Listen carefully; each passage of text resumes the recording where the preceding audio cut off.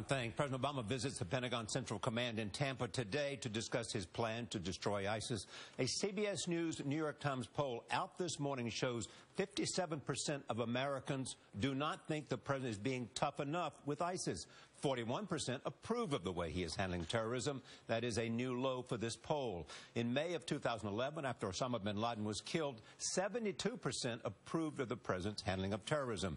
Nancy Cordes is on Capitol Hill, where military leaders say the ISIS strategy may need to expand beyond airstrikes. Nancy, good morning. Good morning. Well, the president's stated policy has been no U.S. troops on the ground, period. And yet, here on Capitol Hill, his top military advisor said he doesn't want to rule it out. Morning, sir.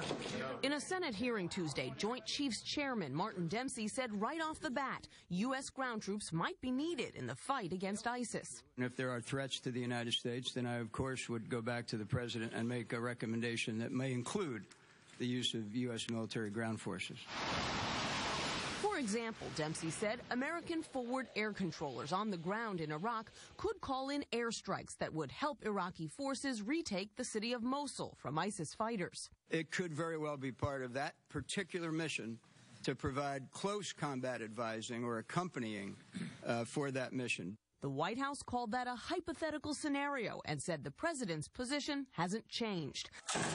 The House will vote today on authorizing the president to arm and train moderate Syrian rebels to go after ISIS on the ground. There are only bad choices left in Syria and Iraq.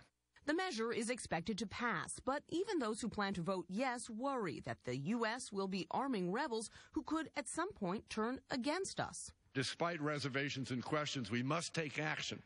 The threat is real, and ISIS must be confronted now.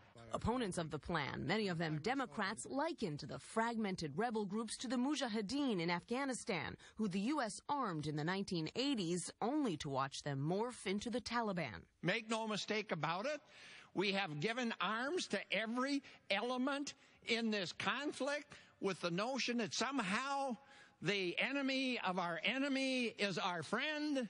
And at the end of the day, we have no friends in this conflict.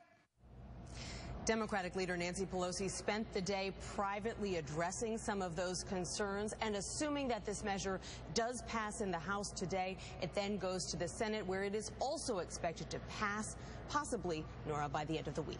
All right, Nancy, thank you. And